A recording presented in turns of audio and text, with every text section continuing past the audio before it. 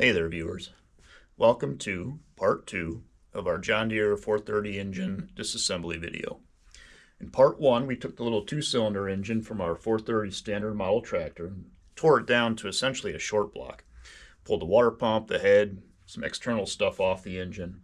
Got it to the point where we can continue today, dig in, and we'll pull the hydraulic pump off the front, flywheel off the back, see what those pistons, crankshaft look like, all that internal magical stuff that needs a little refurbishing, no doubt, but don't know till we get in and take a look. So hope you join me. Hope you enjoy the process. Let's dig in. This one looks nice, doesn't it? Hope we can get ours to look this pretty someday. The next item we're going to remove from our little John Deere 430 engine is going to be the hydraulic pump. The hydraulic pump is held to the engine block with, there's 3 Allen head screw bolts in here. If I remember right, it's this one, and one of these 2 on top. I think it's this one here. We'll clean these out. This is the same 732 Allen head size that held our water pump in.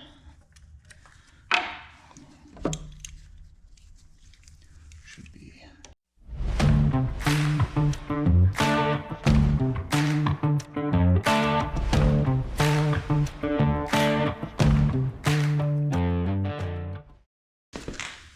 Hydraulic pump looks small, but it's surprisingly heavy. Yeah, we got all 3.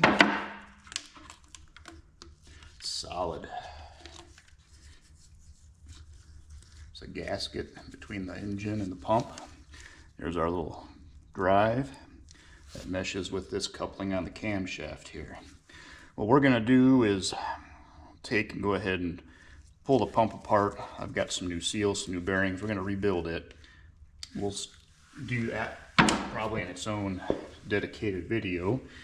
But while we're here, we can kind of make some more progress and let's take off the governor while we're here. It's not too complicated. 3 little bolts.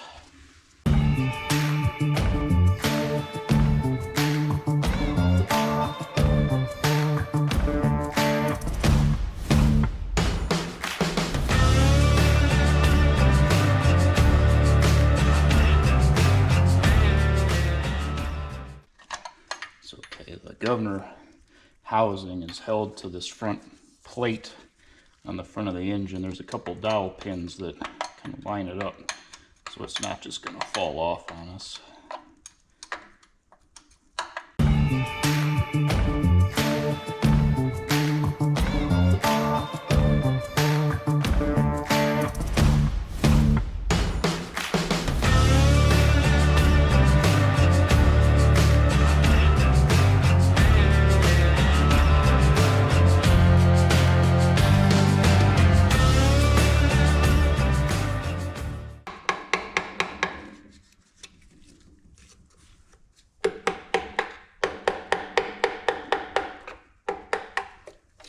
That guy there. There we are.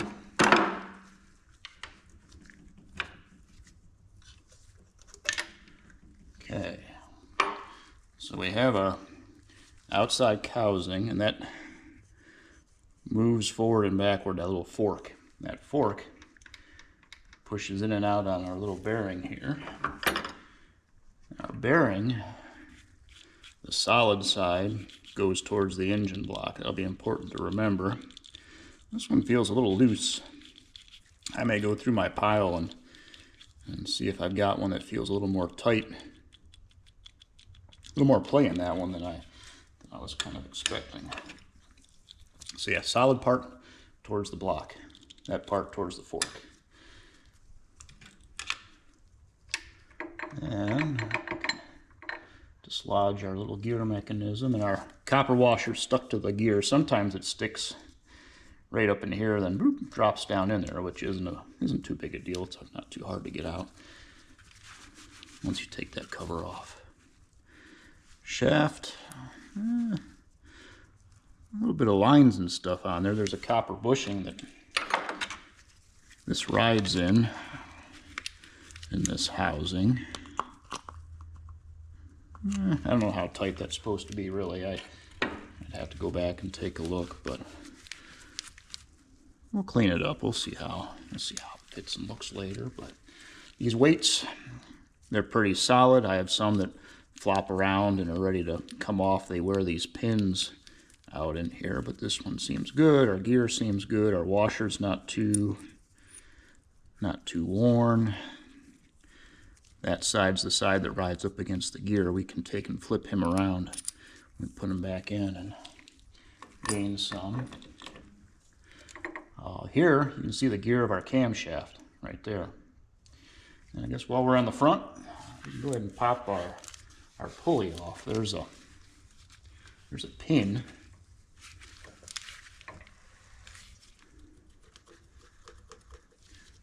That we're going to drive through the pulley and the crankshaft up there. And to do that, I'm going to get my punch.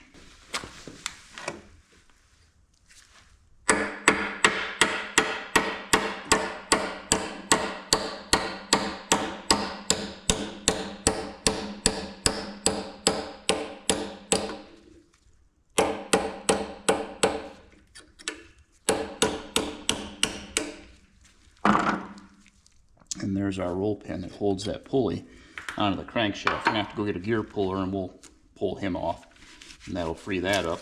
And once the pulley's off, we can take this front cover off. And then we'll be able to take the camshaft out from there.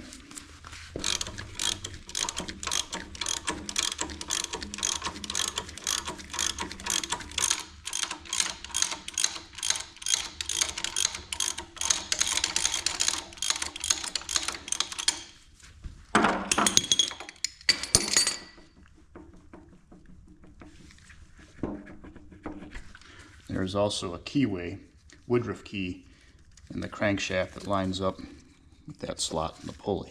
So,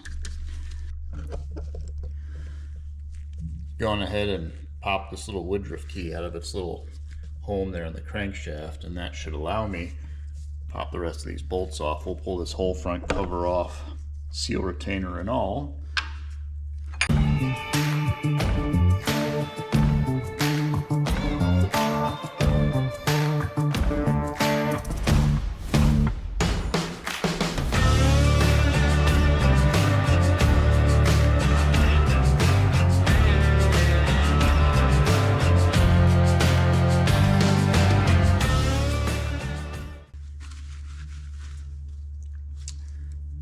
Dowel pin here. I thought there might have been another dowel pin that retains this, maybe just this one, retains the cover to the engine block.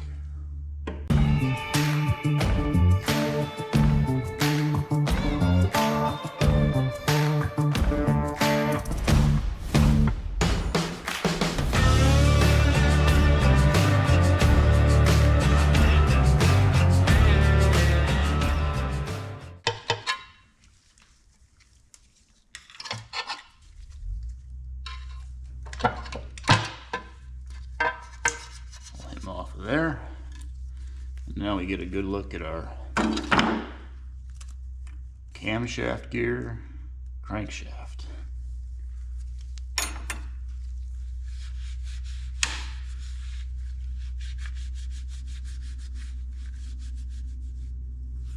Kind of see on our crankshaft just the little bit of wear that might be there from where the seal rides against the shaft. Don't know if we'll need a speedy sleeve on there or if it'll be workable, but we got something to think about later on. So now we can spin around and take that clutch and flywheel off the back and maybe get this thing up on an engine stand. And here we have our clutch assembly, our flywheel. Clutch is mounted to the flywheel with 6 1/2-inch head bolts, 5/16 bolts, whichever you prefer. So 2-stage clutch, 2 stages, 1 for tractor drive, 1 for PTO. Before I take this off, I want to take a couple measurements. There are 2 areas that are adjustments for the PTO clutch and the drive clutch. You can see up in here between this bolt and this little plate, there's a gap right in there. That gap is supposed to be 90 thousandths. That's the adjustment for the PTO clutch. The drive clutch is an adjustment on these fingers with these screw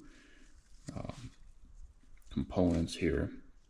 In the manual, when you're adjusting this for a new clutch, they want a measurement of 2 and 21/32. I had this tool made to do that, where you basically touch it to the flywheel and your fork is supposed to touch the end of that gauge. In this case, I've measured there's about anywhere from a 1/5 to 1/4 of an inch gap, and I don't know if that's just wear. I'm just making note of that, so when the time comes to put back everything together, we do it in a way that when we push the clutch pedal, it does what we want, and we don't want to have a stuck drive clutch when you're not in gear or something out of whack. So what we're going to do is just kind of do some preemptive measurements, which I've done, make sure everything is either in spec, or if it's not, how it's out of spec and how that's going to affect us later. With that done, 1/2 inch. Just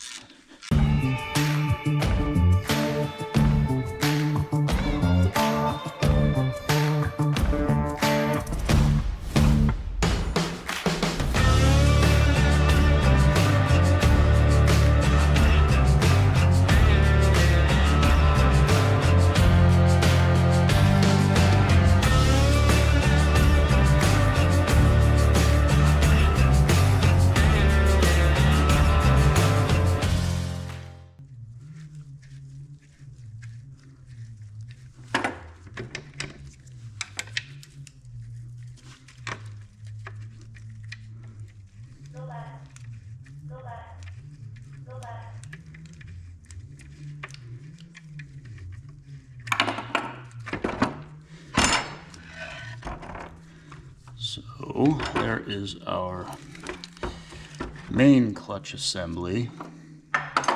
Still have our drive disc for the drivetrain in place, but the pressure plate for the PTO and all associated parts in between are still incorporated in here. And it does seem that there is some wear. You can see we're almost down to these little grooves in our fiber disc components, so I think it's time this disc was replaced anyhow. Yeah, this is more or less at the end of its service life.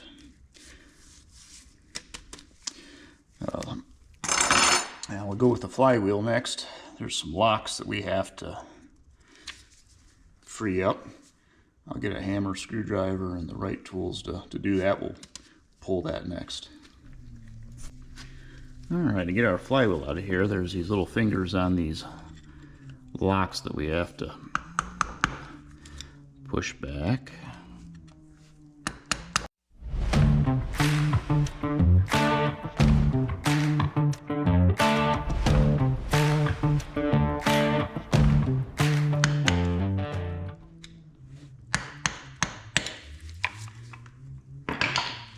And it's a matter of spinning out our 4 bolts that have a 3/4 inch head. These are a fine thread bolt. Probably something you want to keep track of, just like all these little bolts. They have all got their own special size, length. Good to keep track of where you put everything.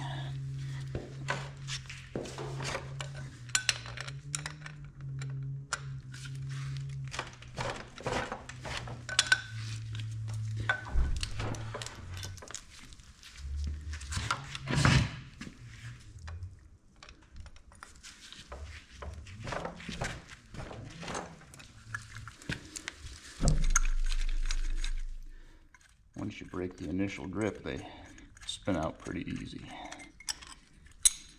Got our throw-out bearing in the middle too. It's the other thing we'll probably end up replacing.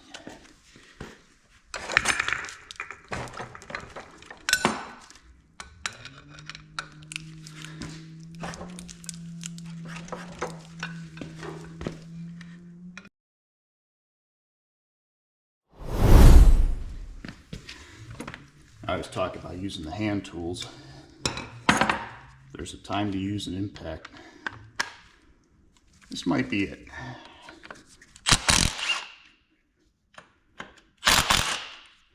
That wasn't so tough, was it?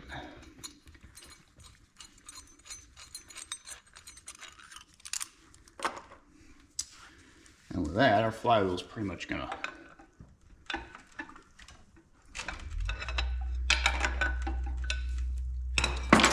fall off there. There's a pin on the end of the crankshaft. Oh, slides into this flywheel. There we are. Yeah, there's our little pin right there. And it seats in the flywheel itself. So pull him out of the way. Now, before we really go and put this on the engine stand, it's not a bad idea to pull the seal retainer off the back, because if we're going to plan on pulling our crankshaft out, we want this off and out of the way to give us the opportunity to lift it out.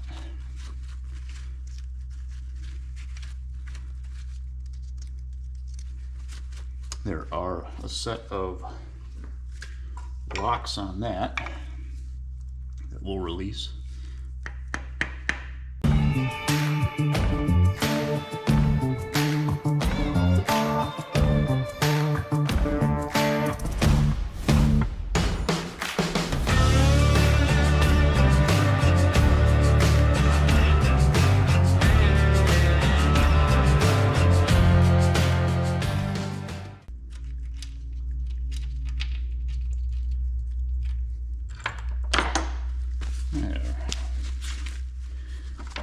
Two dowel pins that kind of anchor that into its little spot.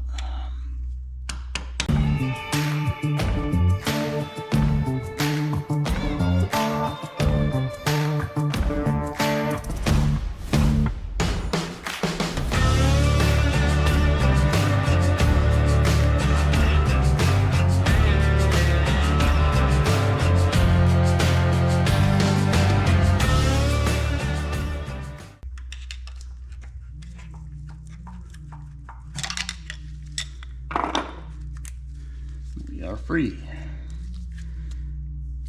Our rear main seal.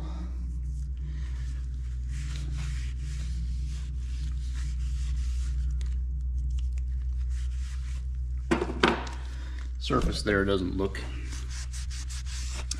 as grooved as the front anyway. We're in good shape there.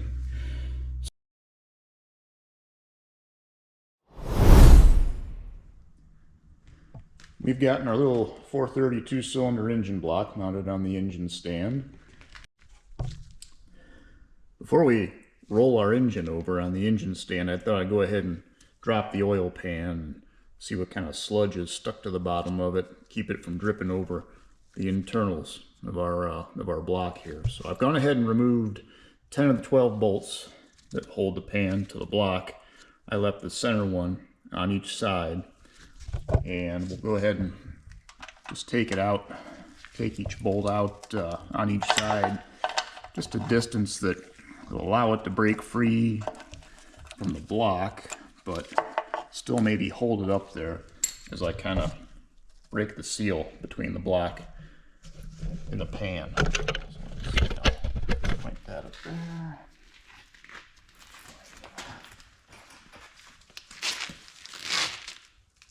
Take a little scraper and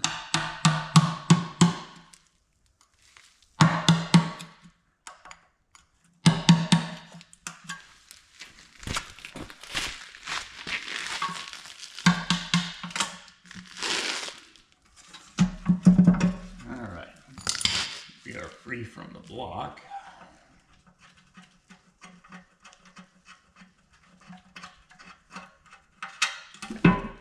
That side.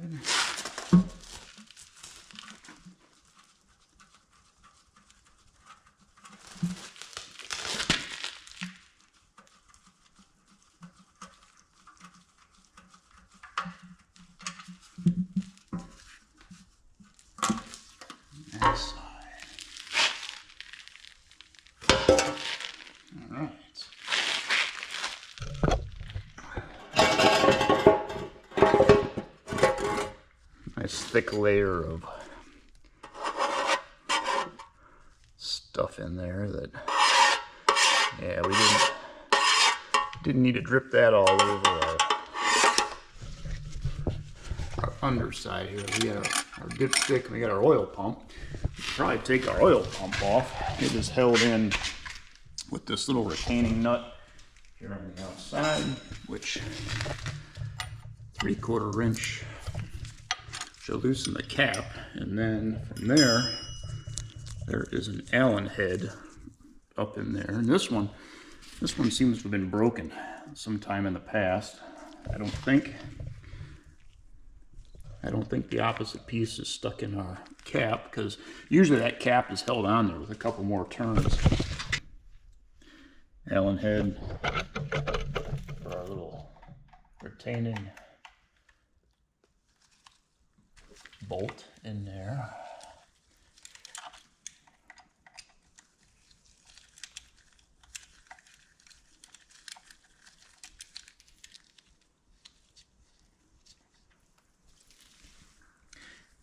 Yeah, close look.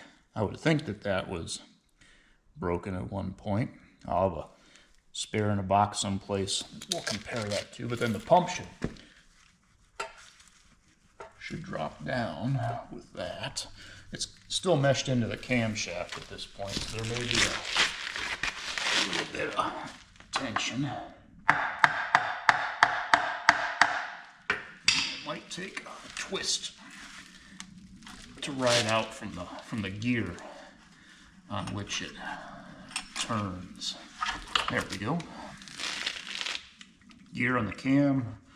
That little slot there is what the distributor sits in. It turns the distributor. So, oil pump. Give that a good cleaning up. On the plus side,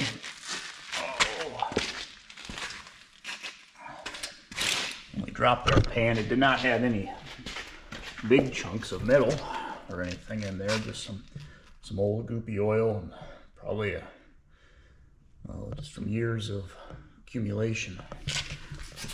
I don't know if anyone's ever been up inside this engine or not, so I'll get to.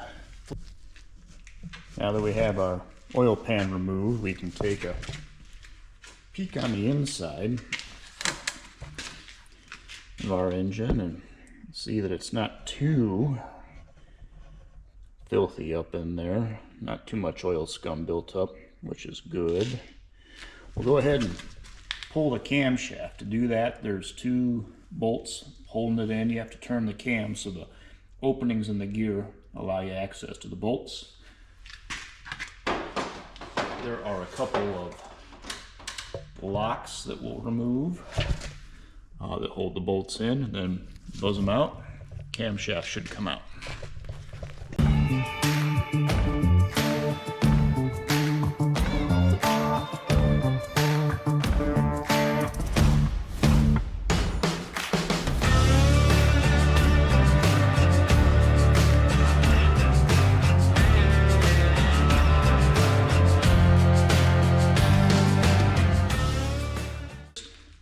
Pull the cam outwards, try not to bump the lubes on any of the bearings in there. We will put new bearings in the block when we go and get that cleaned up. But for now,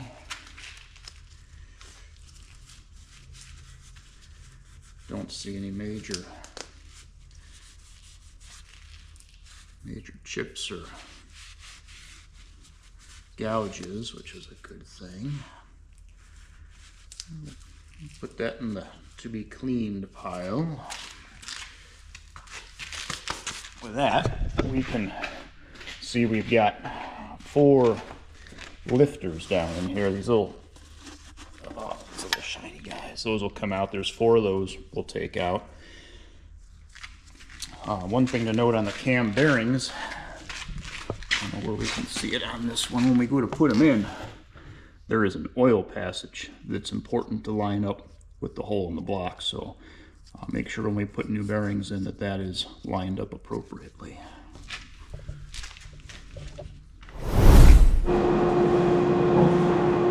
Back here at our engine, I've been able to source a set of main bearings.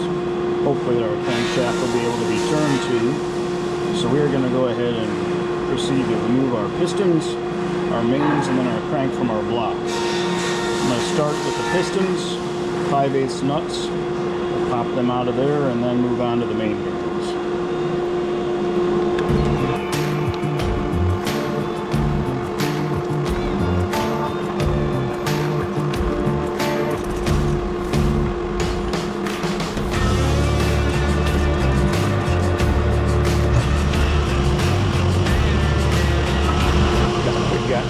Woodworking going on in the background today, so you get the sounds of the wood shop to complement the engine disassembly.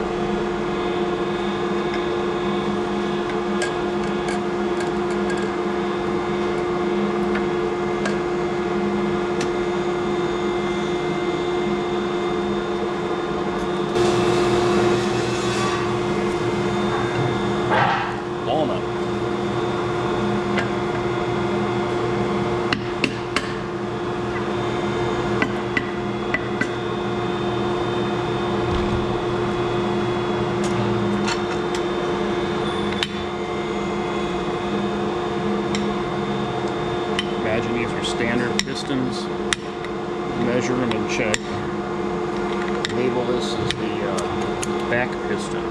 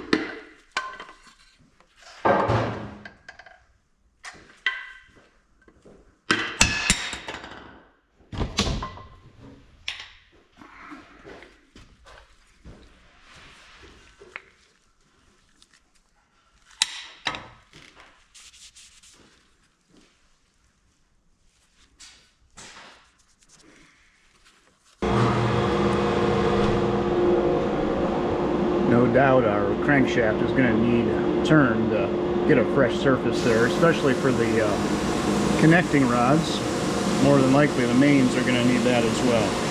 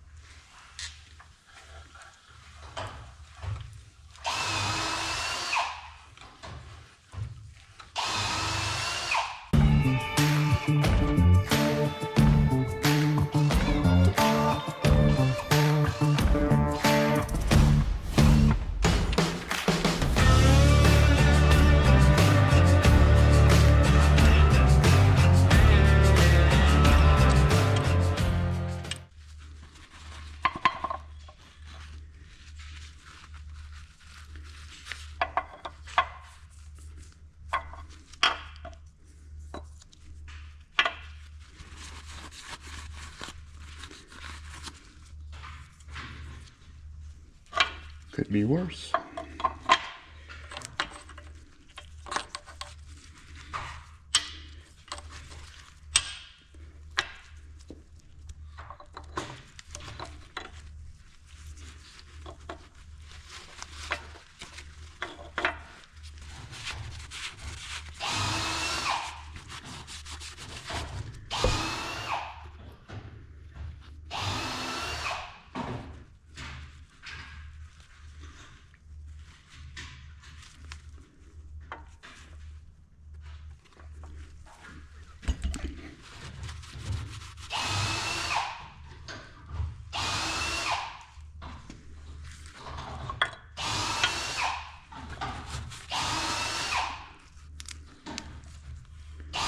Okay, we'll pull out a crank and be ready to go to the machine shop.